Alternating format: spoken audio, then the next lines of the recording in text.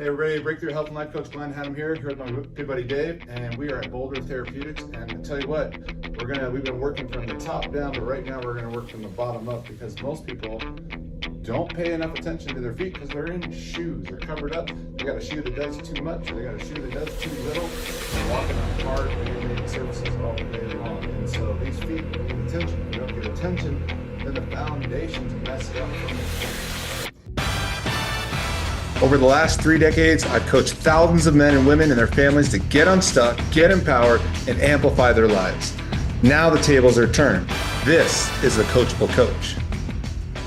Yeah, there's a lot you can do. Simple things like when you're brushing your teeth, assuming you've got good, healthy feet and you want to keep them that way. Yep. Going up on your toes, you may not be able to do this because of some of your prior injuries, but going up on your toes, imagine brushing your teeth, a little vigorously, and how that throws your balance off. These are really nice ways to strengthen the calves, give ankle stability. Bring your toes out a little bit, so it's not just toes straight. Bring them out.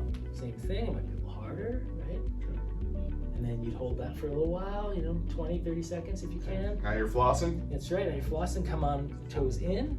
Always be careful of your knees. If anything hurts in the knees when you're doing this. It's hard to balance this, isn't it? Right? So this, you just do the cologne right now. That's right. So again, you can. Deodorant. That's right. You can also just be balancing, holding the countertop when you're doing this. It doesn't have to be, when we do balance, it doesn't have to be all or nothing. It could be maybe stepping into it. So that's a good way to do that. For people with foot pain, plantar fasciitis, maybe some ankle injuries, ankle tightness, keeping your calves open is really important. We have one stretch in a prior video, but looking at keeping the calves and the lower legs open is really important, because just turn and face this wall for me. Your calf muscles become the Achilles tendon and come into the ankle, and so any instability or tightness you have in the bottom of the foot could be getting pulled all the way even from the upper hip, right, and in the low back. So starting here, keeping all this open is important. Go ahead and just show me, start with a down dog. Just start with a real basic down dog. Okay. Glenn's gonna show his booty to everybody here. All right. That's right. So toes down, you can get a nice stretch all the way from the glutes, the hamstrings, the calves, and the lower, below the foot, the plantar portion of the foot. We call this the posterior chain on the body, but keeping this open to keep the foot open is really important. Go ahead and just go down to your knees here slowly. And this is just a foot stretch I'm going to show. So he's just down on his knees and just lean back up to your feet. Just sit on your feet.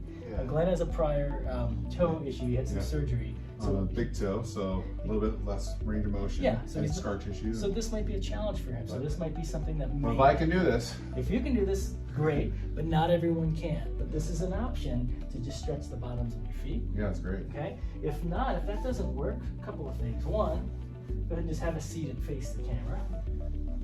We showed this in a prior video, but you can get a good myofascial release tool and just go ahead and do some scraping on your feet. So grab this bad boy and just actually do it in the bottom of your foot. Let's talk a little bit if you had a plantar fasciitis, and you can go pretty deeply. You may want to sit. If you can do this, you want to sit this way, and just scrape.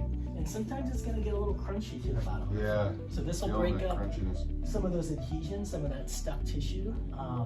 Allow that nervous system to soften and release. Remember, the foot is supposed to be malleable. It's designed to be stepping on uneven surfaces. When we're bound in shoes, we don't explore that as often. So moving barefoot is really What's this tool called again? Important. What's that tool? Myofascial release, gua sha, spelled IASTM tools, so Graston tools, any of those types of tools. You can find them just about any sports. Plantar fasciitis is a common thing out there. Real so what's that usually attributed to? Yeah, tightness, it depends. Look at your shoes. We want to look at shoes, the dynamic nature of how your foot moves, and maybe tightness in your calves. Yeah. Any of those three things are usually what we work with.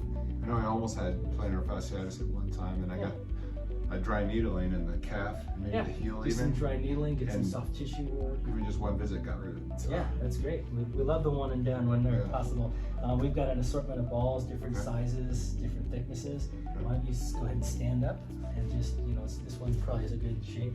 You don't always have to buy something. So like a golf ball? Golf ball, tennis ball, lacrosse ball. Which means if you had a golf ball, it's a very hard surface. You want to be very careful with it. Yeah, hard surface on hard surface, but if you use a soft something like a softer ball and you're on a thick carpet, you may not notice it. Yeah, one great ball to have at home is like a lacrosse ball. Love them. Great density. It's hard, it's firm, but it's soft. A lot of times you can find them used as well. Yep. Just clean them up. They're going on your feet anyway, so just clean them up and use them. So for this, rolling, putting as much pressure. Get in everywhere, right? Mm-hmm. And sometimes just like putting on a spot. A lot of times we look at rollers and balls as things that have to move. They don't have to move. We can just hold them as if I right put there. a thumb or a forearm or an elbow into these spots. Right? It's the same thing. So these are some basic ways to just start at home and see if you can't get things to release. Sometimes icing in an ice bucket can be really helpful. Okay. So these are all things that we can explore with our clients depending on what you have and what your needs are. Everyone might have a different trajectory in what we need to do to help get them out of this pain pattern. Right. Working that toe. Yeah. Great. That was awesome. All right. That was a good start. All right. Thanks, Dave. Yeah, thanks. Thanks, Glenn.